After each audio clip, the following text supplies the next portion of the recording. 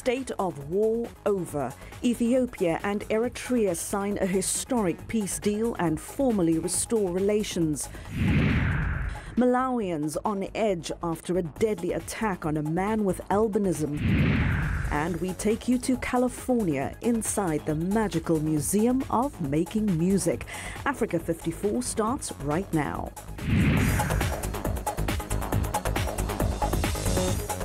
Good evening and welcome. I'm Vincent McCory. This is Africa 54. We begin in East Africa tonight, where the state of war between Ethiopia and Eritrea has come to an end. The two countries signed a historic peace deal in the Eritrean capital, Asmara, ending one of Africa's longest conflicts. Eritrea's information minister took to Twitter on Monday, posting a photo of the two countries' leaders signing the agreement. Yemane Meskel said a new era of peace and friendship has been ushered. He added that trade, transport and telecommunications ties between the two countries will now resume. Monday's deal was capped by a historic embrace between Ethiopia's Prime Minister Abiy Ahmed and Eritrean President Isaias Afwerki. Ahmed surprised his nation last month when he announced that Addis Ababa would honor a deal signed in 2000 to end a two-year border war. The war killed an estimated 70,000 people. Ethiopia had long refused to accept the terms of the deal, which included withdrawing from the border town of Badme. Eritrea, a former province of Ethiopia, broke away in 1993. For more on this historic series of events, I'm joined in studio here by VOA's Salim Solomon. Salim, welcome once again. Thanks for having me. So first, it looks like this has caught everybody by surprise. Why? Nobody saw it coming. Because of the statements of agreeing with the Algiers agreement in 2000 has been said in the past before. Now, it seems like the new Prime Minister, Abiy Ahmed, his statement and gesture carries more weight than the Prime Minister before him and the former Prime Minister who signed the deal, Meles Zenawi, before him as well. And so it was very interesting to watch when the Eritrean delegation went a couple of weeks back to Addis Ababa. That was a very historic moment on its own, but it was preparing for this moment that happened on Sunday, where Isaias Afwerki and two leaders and Prime Minister Abiy Ahmed were embracing. The people of Asmara were in the streets cheering, welcoming with T-shirts embroidered with the pictures of the two leaders on there, showing and excited about the prospects of peace. This is 20 years in the making. Now, these things are never easy to come by or to happen. From what you're hearing, what might have led to what you're witnessing now? I think the fact that the new Prime Minister is from the Oromo ethnic group and represents a different political weight than that Eritreans have been expecting for a while is what people are saying is what made this different. But also, you know, this agreement has been hailed by a lot of people as a positive thing. And what Prime Minister Abiy Ahmed might take back from this deal is the opening of the ports. You know, when when Eritrea got its independence, Ethiopia became landlocked, so they were not able to access the ports of Massawa and Asab to do trade or economic growth in that way. And 90% of the trade was going through Djibouti's port. So that's been a major hurdle. So these are major things. Flight next week, Ethiopian Airlines is going to start next week straight from Addis Ababa to Asmara. That's a monumental change. Exactly. Now, how about those who are looking at the geopolitical or dimension here and perhaps looking at the relationship between the rest of the other countries with Eritrea and Ethiopia? You're talking about, for example, Sudan, Egypt. You're talking about the IGAD countries. Could they have played a part into what we're seeing today? So there's been an underground discussion about solving this 20-year stalemate and hostility and animosity between the two countries. It has regional implication. Just before I came, when the peace deal was signed, we heard that Eritrea is going to be welcomed back to the regional bloc, IGAD. And so that's a major change because Eritrea pulled out of IGAD because Ethiopia in 2007 intervened in the conflict in Somalia with the help of the Western world. And that was not sitting well with the Eritreans. So it's been a proxy war here and there. We're hearing that sanctions might be lifted. The UN chief just said on a press conference in Addis Ababa on Monday today that this has been, there's a possibility of the sanctions lifted. And so Eritrea is basically, Eritrea's government's getting a lot of things that they're saying, so it has a regional implication and beyond. Most people actually never sometimes tell the difference between a person from Eritrea and from Ethiopia. They see them interacting just okay. But what will this mean to the individuals, to the citizens of these two countries, whenever they may be found, whether in the diaspora or even on the continent of Africa? So that's very key, because whatever the agreements and the peace rhetoric and the fact that Prime Minister Abiy has been saying, we don't need borders, these are colonial era borders, what that means for the people of the two countries is very important. So what we're seeing now with the start of flights, direct flights from Addis Ababa to Asmara, lives are going to be changed in that way. So economic interaction between the two countries and the people haven't been able to call each other. So that in itself, families will get to visit each other. That level, it's going to be a big change. But for the people that live in the borders of these two countries, that has to, we have to yet to see what that means in terms of, the concession of land to Eritrea and the pulling of troops and the demilitarization of these countries. So we have yet to see what that means in terms of the benefits for the people. But it is positive in a way that peace is welcomed. Very interesting to watch, really rapidly happening. Thank you very much for joining us today. Thank you for having me. Well, that's Salim Solomon of The Voice of America. Well, moving down south to Malawi, where people living with albinism are on high alert after a young man was killed in the country's Machinga district. A priest and a police officer are among those arrested in connection with the killing. And the latest incident has left many wondering who can be trusted to protect those with albinism. They are persecuted minority hunted by witch doctors for their body parts. Lamek Masina traveled to the capital Lilongwe, where he spoke to people living in fear. Zakaria Ngwendu makes his living turning beer bottles into glass cups. He has done business for years in this semi-urban area of Lilongwe, but he says a fear of attack restricts his movements and in the process limits his earnings. On my part, I have never been physically attacked, but it's these continued reports of attacks which make me fear that one day I may be attacked. His fears were stoked by the recent arrest of a Catholic priest, a police officer and a medical officer in connection to the killing in early April of an albino person, Makitona de Masambuka, in the southern district of Machinga. If people with responsibilities are taking part in the killings, it becomes so disheartening, because this would encourage ordinary people to attack us. Attacks on albinos persist in Malawi and other African countries because of a false belief that their body parts, if used in a so-called magic potions, can bring good luck and wealth. The father of two children, Ngwendu, says that he often hears taunts that his body is worth money to witch doctors. It is sad that wherever you go, people call you all sorts of funny names like money or deal. This makes one feel like you are not a citizen of the country. In a report released last month, Amnesty International said there have been 148 attacks of albinos in Malawi since 2014. The attacks include 21 murders and 7 attempted murders. Cecilia Mapira, who finished her secondary education last year, says her condition makes it hard to seek employment. I am fearing to walk alone to hunt for jobs because you don't know what can happen to you on your way.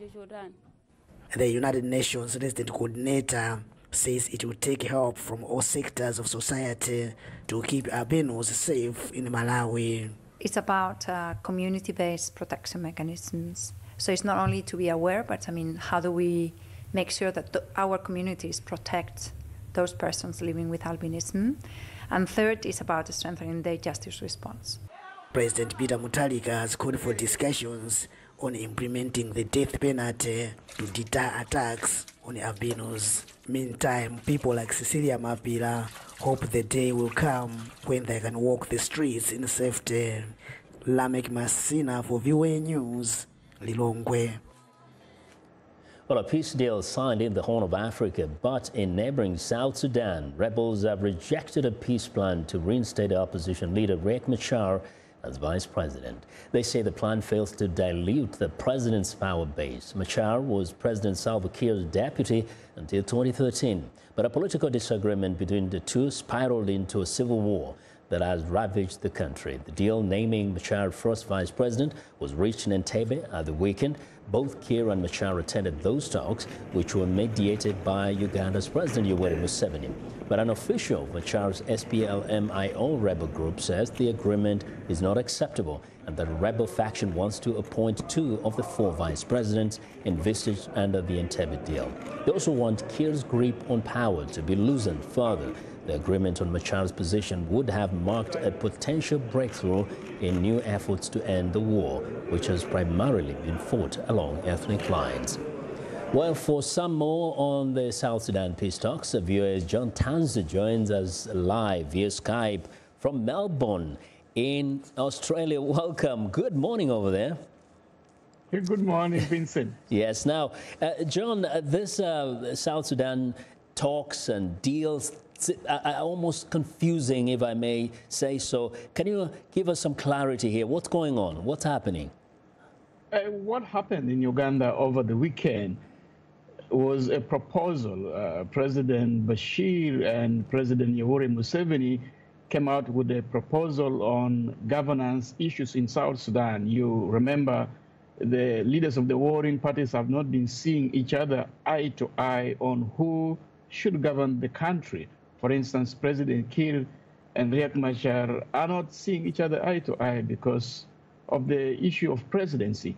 So there was a proposal that was floated to Machar and President Kiir about having 4 vice presidents. So in essence, President Kiir will have 4 deputies. That is, Riek Machar will be the first vice president, and then the current vice president, and then Taban Dengai, who became the vice president in a controversial move in Juba.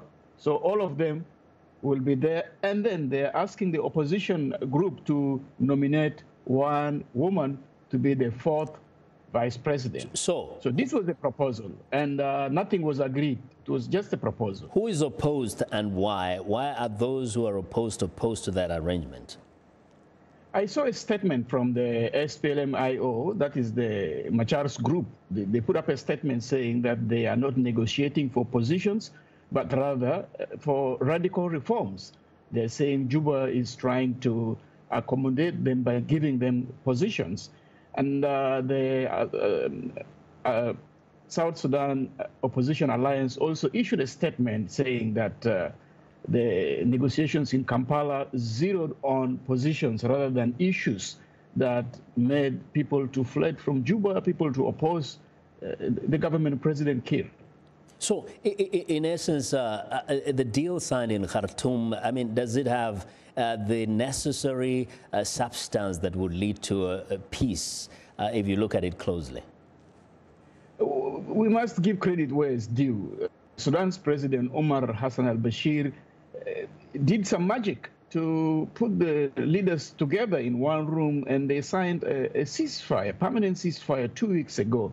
And then a week later, they also signed an agreement on security arrangement, which was one of the most difficult issues during the past negotiations in Addis Ababa. It took the IGAD 11 months to make the parties agree on how Juba will be secured during a transitional period. But it took a week to make the parties agree on how Juba will be secured and how to restructure the army in South Sudan and form a joint military board that will oversee the process of integration and reestablishing various security organs in the country. And it is still the initiatives of Sudan and Uganda that is making the parties meet. Remember, President Kiir and Riek Machar met in July last year, and from there they never met again. But to make them to seat on the table once again. Now, very quickly, do you, if you have any information, understand why these talks are going round and round? I mean, Addis Ababa, Khartoum, Entebbe, and here next Nairobi.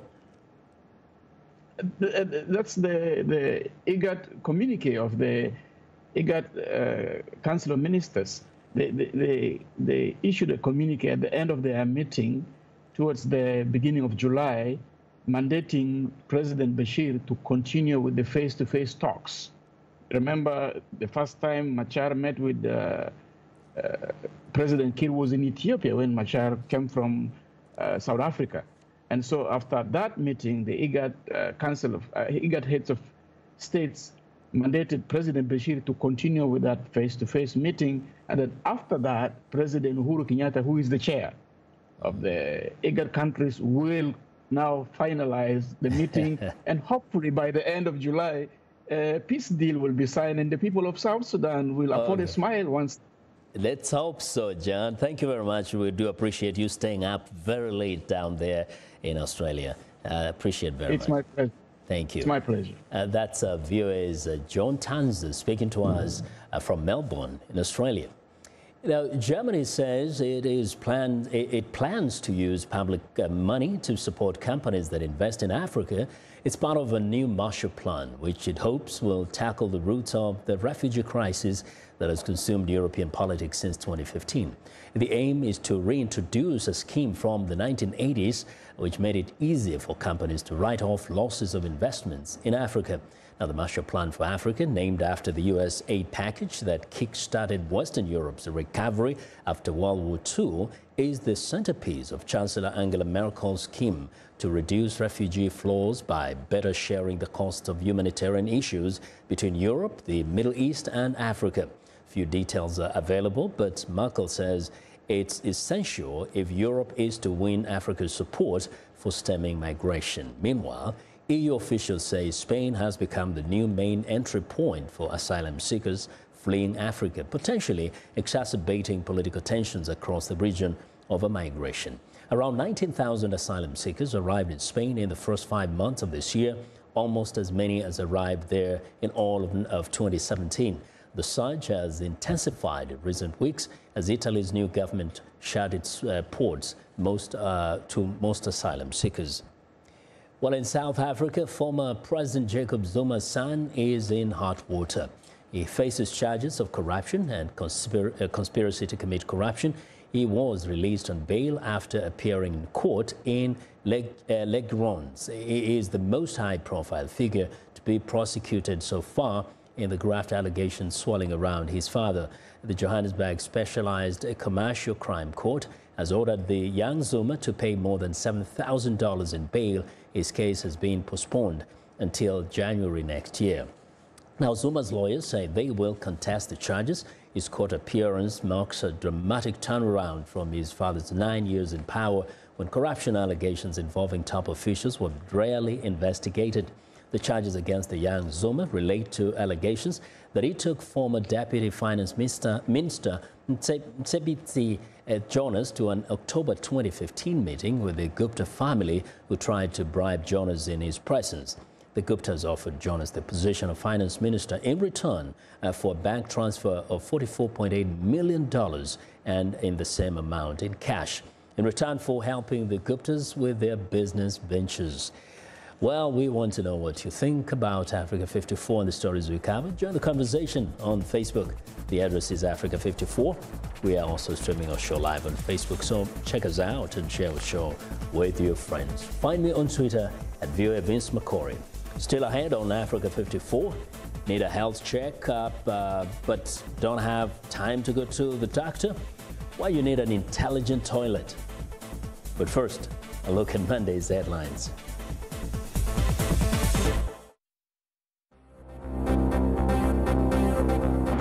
Ethiopia and Eritrea declared the end of a 20-year-old border conflict and agreed to resume trade, transportation, and diplomatic ties. In Tunisia, 6 security force members are killed in a terrorist attack near the border with Algeria. Al-Qaeda in the Islamic Maghreb claims responsibility for the assault. In South Africa, Duduzane Zuma, the son of former President Jacob Zuma, is released on bail after appearing in court on charges of corruption. In Morocco, protesters march in Casablanca in solidarity with the arrested leaders of a protest movement. Finally, in Ethiopia, maternity waiting homes are opened in remote areas to encourage more women to deliver at a health facility with proper services. That's all for today. Thanks for watching.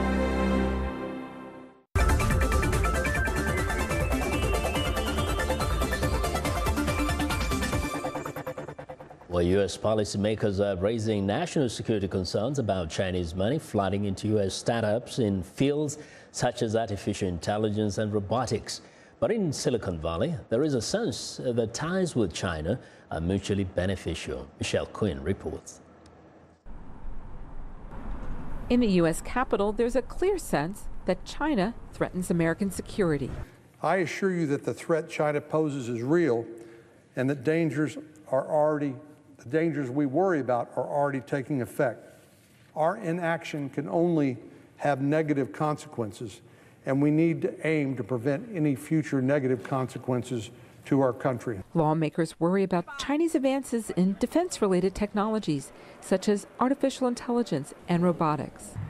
But in Silicon Valley, there's a greater worry that a crackdown on Chinese investments will hinder growth and innovation. But they don't want to see it happen through tariffs that have the impact potentially of just vastly shutting down trade, or policies that take some kind of a sledgehammer approach to investment, which by and large from China here has been beneficial.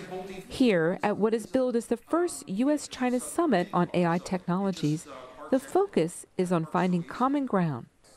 People here say both countries are pushing forward on AI applications in areas such as healthcare, automobiles, and drones, and can learn from each other. Right, this technology is shared and collaborative, and also for the better of humankind. So I don't think it's one country against another country.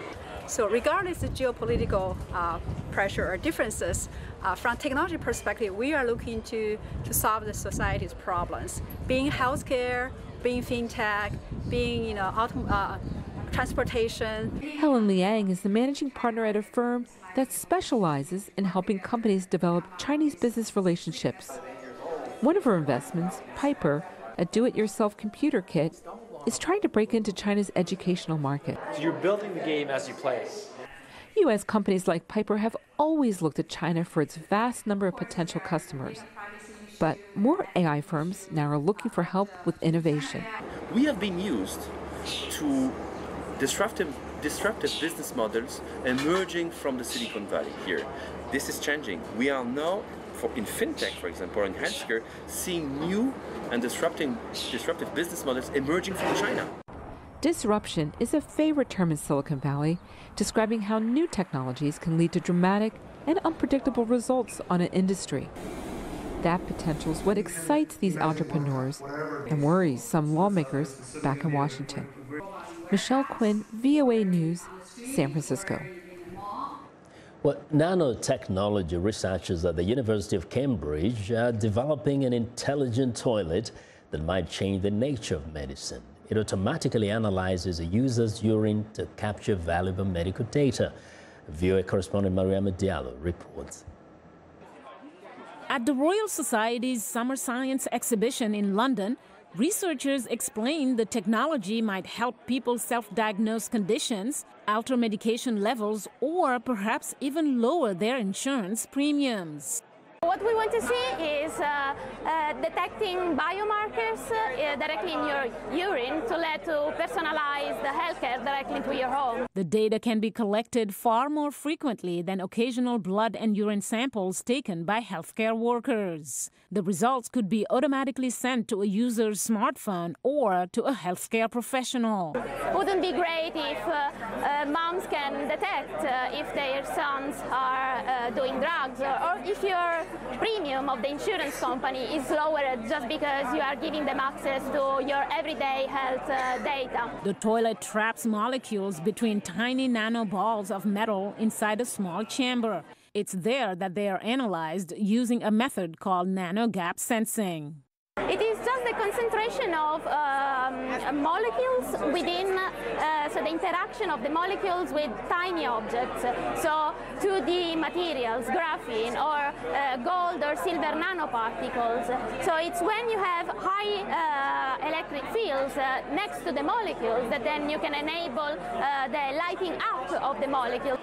She says they are still 10 to 20 years away from installing smart toilets in people's homes, but they are excited about the potential benefits such a technology will bring to society. Mariama Diallo, VOA News.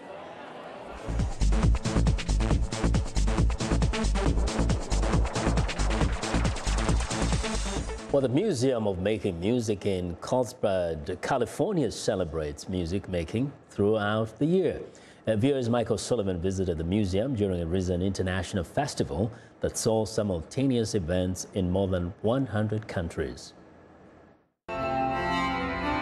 There was music outside, provided by the earth harp, an instrument whose strings stretch across this parking lot. And inside at the Museum of Making Music, where music is celebrated not just on June 21st, Make Music Day, but each day. We want every child that comes through this museum to pluck a string, hit a key, hit a drum, anything, because it doesn't take much to ignite that spark. Laura Jordan Smith introduced her daughter to music at an early age. The rhythm and the melodies, and she loves to learn the words, and especially songs that have little hand motions and things with them. She loves that we do in her music class. And whether playing an instrument or just listening, music offers something for everyone. He likes music even more so, and he sings very nicely, so that's good. I don't play an instrument, but I like music. But few things can match the thrill of live music. Whether you're playing it yourself or listening to it live is exciting to us as human beings.